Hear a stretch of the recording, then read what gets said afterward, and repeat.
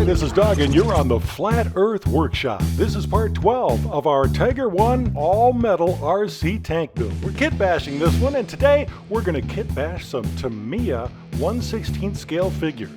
This build features parts from Hanglong, RC Tank Legion Shop, Motto, Clark, and IMEX Tigan tanks. And now the Flat Earth Workshop is recorded in 4K. If you're like most RC tank enthusiasts, your first tank was probably a Hanglong product. And what would come with that Hanglong product was, well, kind of a goofy looking commander that you would put in the cupola.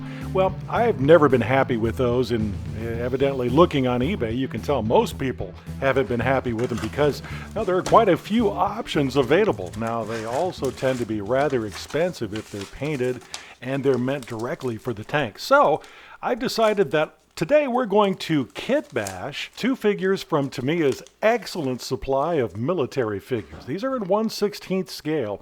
Now, the one we're looking at right now is actually a current military figure. But upon research, I found out it looks very much like the World War II figures with maybe a few changes to the helmet, which we can certainly make. One thing I've always really liked about Tamiya products is the molds tend to be extremely well made with very good detail. You can see here, especially on the face and on the hands, very nice detail. There is very little flash on the parts, and it even includes things like multiples of arms and hands and shoes and goggles, as you'll see in just a minute here. These are the little earmuffs that are included. That's for the electronic headset. Yeah, well, I guess you could call me a fanboy of Tamiya products. But take a look. There even is included a couple of stand options, and they do give instructions for how to put them into the Tamiya 1/16 tanks. Of course, ours is kind of kit bash on the Motto metal parts and then some Hanglong and some Tigan. We'll make this thing fit. This figure we went over briefly in a segment a few weeks ago. This is the Wehrmacht Tank Crewman, but this is a World War II version. So this one we can take almost verbatim. Now, a few things that I really didn't like very much. If you see here, his hand is holding something strange, which a YouTuber finally put in the notes that those are gloves. Well, I don't want our tank guy holding gloves while he's in battle. So we're going to chop up these different kits. We're going to mix and match, and these parts are all going to go together, and they're going to fit like they were built for this tank. As you're following along, we're taking the parts very carefully off of the trees. This is the gunner, navigator, radioman that we're working on, and I really, really like the facial features on this product, and I don't care for the facial features at all that's on the other tank crewman. So we're going to do a face-off routine. I'm going to take the face off of one of these heads, and I'm going to put it on the crewman's head. And I think they're both going to look like twins that are running the same tank, but you'll see the facial features are much better. The ones in the tank crewman, the one that we're going to make in control, the commander, his facial features are just off. You'll see that his nose is really long and his eyes are way too high, out of proportion. We're using Tamiya extra thin cement to put these parts together, and I really like that glue because instead of really being glue, what it does, it melts the plastic. And when you join it with the other, it really becomes bonded with it. So what I try to do is I'm very generous with the glue that I put on both sides, and then you just squeeze it together. You squeeze light until it's right, and then you squeeze hard to really bond it into place. But really, after a few seconds, you've got something that holds pretty well, and you can, after just a few minutes, be able to sand on it and even cut, as you'll be seeing in just a few minutes. I've done some research on these tank crews, which is really fascinating. Found out a few stories about these World War II tankers. The Tiger tank was actually a secret weapon during World War II. So the initial crews that were chosen to be with the Tiger I were very proud to be involved with that program. They were considered the best of all the tankers. They would end up living on this tank for the entire time that they were out there. And some crews would decide to live inside as if it were almost a moving tent. Other crews would dig a hole in the ground, think of a foxhole, and then they would drive the tank over the top, which kind of gave them a very, very heavy roof. That was the way they went about this. They'd either really enjoy staying inside or they would stay outside. They put this question to the tank crewman: what did you do about hygiene? The guys considered this a ludicrous question. Said it's so far down the list of what they were thinking about at the time, they just all got smelly together and they were as happy as they could be. Here we have the major body parts together now, and looking at the different bases, it looks like none of them are going to fit. They're all too big. So what we'll do is we'll cut one down so we can at least have a base, and the radioman will fit with a very high tolerance. Tamiya usually provides a lot of different poses and different arms and legs, and in this kit there are actually a couple of heads that allow you to be able to move him into different positions and things. We're going to take it just a step further and literally cut those arms and hands and really try to make it look like he is sitting in this tank and holding on for dear life. Here you can see I used my circle template and I'm cutting this out. We're going to use this for the base. We're going to glue it down so that little guy is going to fit in there without shaking around as he cruises on down the battlefield. You'll see it fits pretty nicely. You can just test the disc before you go to glue the guy in. And this is how we'll put him into place. But we're going to do that after we put his arms on and everything that is associated with him.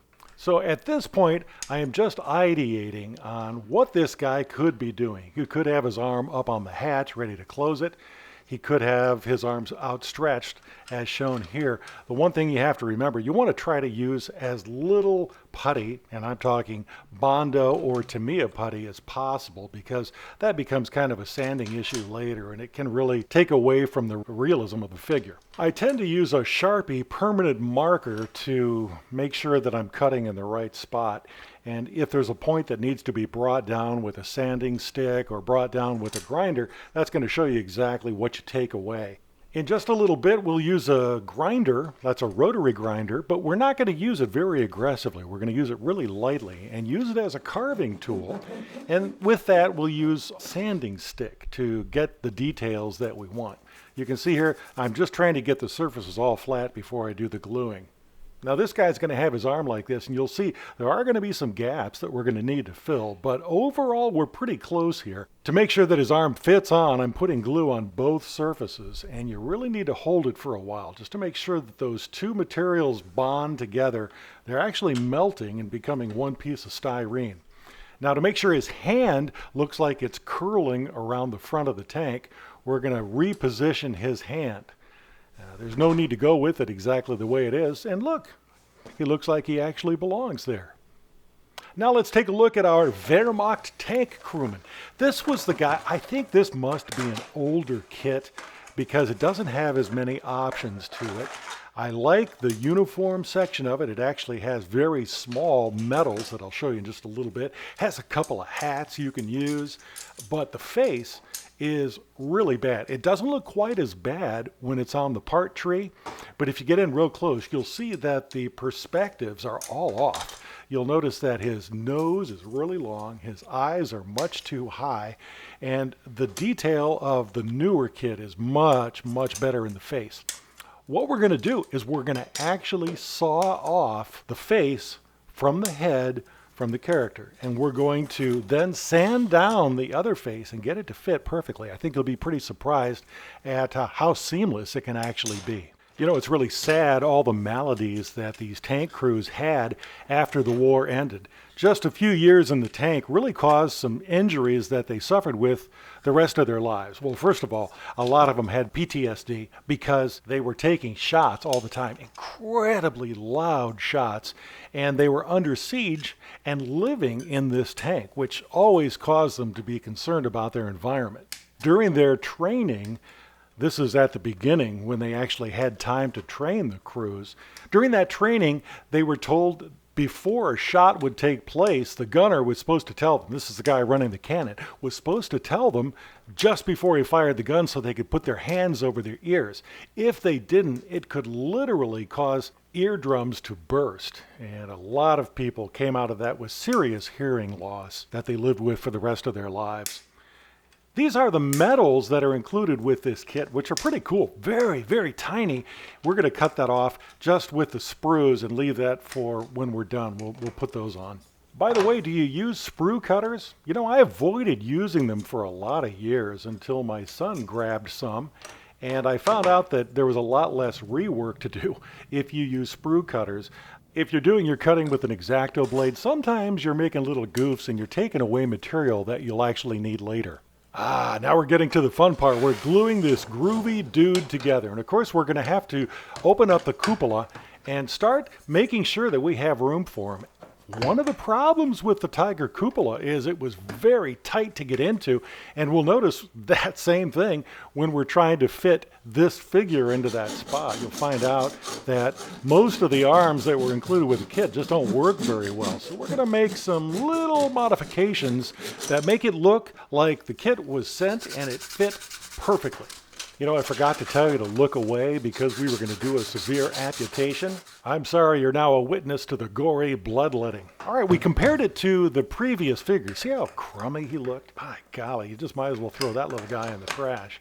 So let's try to fit it into the cupola. We're going to be doing it over and over as we work. Now, this would be kind of cool. Put the guy's arm up on the hatch like that because you're really short-spaced. But first, we're going to take a look at this little project. We're going to use this hat that is one of the commander's hats that I really think looks a little more formal. I must say that I'm no expert on the military uniforms of World War II, especially for the Germans. So I'm just going to make an executive decision to use the ones that I think look the coolest. So this commander's hat is going on. Here is the head with the really ugly nose on the commander. Now look how much better and more detailed the face of the gunner looks. So here we go. Divert your eyes. Now what we've actually done is I am cutting this right about the point that those headphones appear on the other figure. So we're going to take that part of the face off. Then what I'm hoping to do, just start sanding on those earphones that are on the other figure.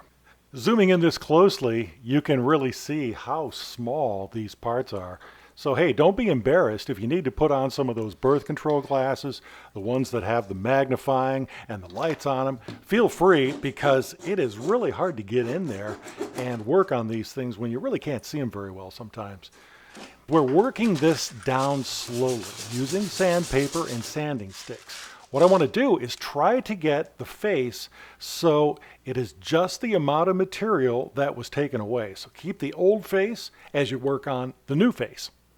So at this point of the kit bash, things slowed down a bit. I want you to be able to see all the details as we work it down. And this is kind of a slow process, I believe. Now, what you're going to be seeing in about the next 3 minutes is probably about 20 minutes condensed down. And I'm trying to work down these little earmuffs slowly. And I'm using a little sanding stick. Remember, this is actually a fingernail file. The sanding sticks you buy at the hobby store are, kind of expensive. So just go to a pharmacy or a grocery store and pick up these files for fingernails, and you're going to be a lot better off financially.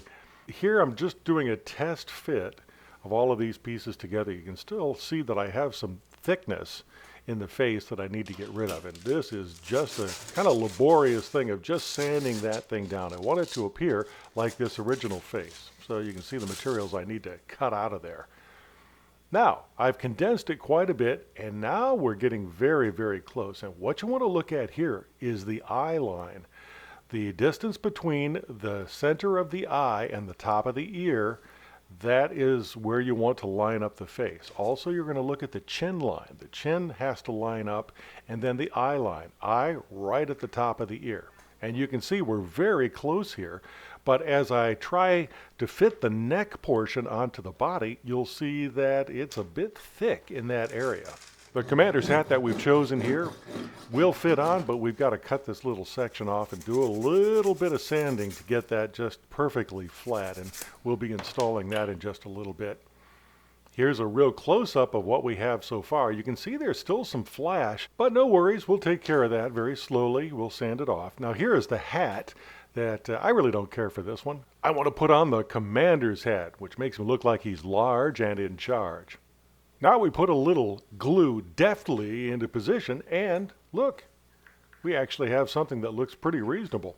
Now as I put the body and the neck portion together, you can see there's kind of a flat area there, and we're going to sand that down. That takes some working to do, but the real close-up work ends up being with an X-Acto number 11 blade, and you go in and just lightly, want to work real lightly with this. You can use it as a scraping tool if you need, and you can see just little bits of material coming off, and we just work it down with sandpaper.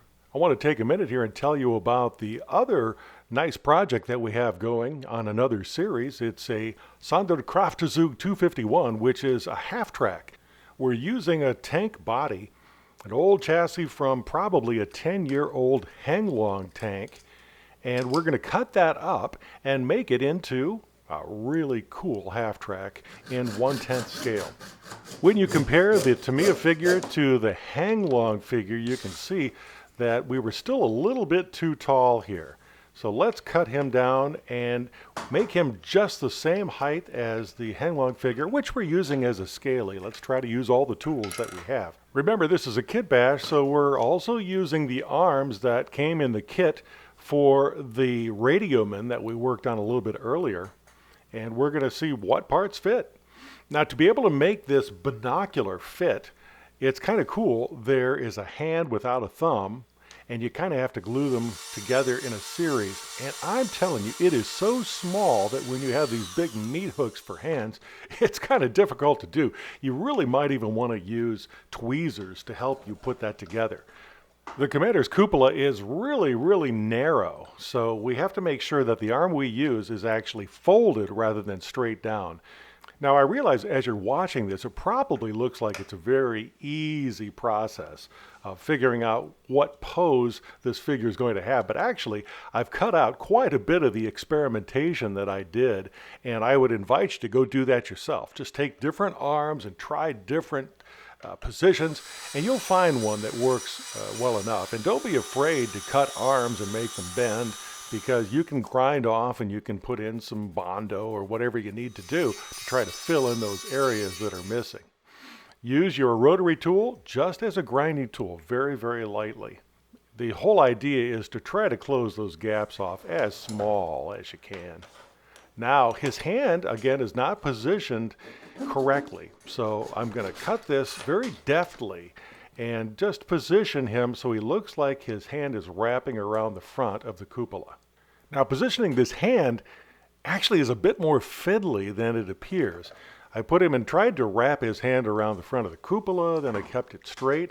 And what I've decided is I will probably keep it in this position and maybe put a map in that other hand as we go further and further into the build.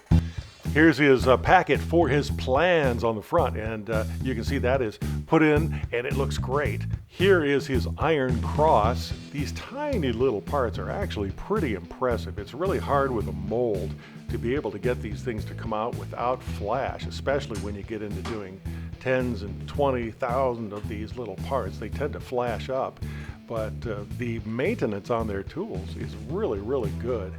Let's compare where we were and where we are. Same guy, different pose, different face, but I think we are golden. Let's put the two figures into place and wow, I think that's really going to make this tank pop. We still have filling to do and painting, and we'll do that in another episode. And another episode is going to be coming soon. Episode 13. We'll see you then.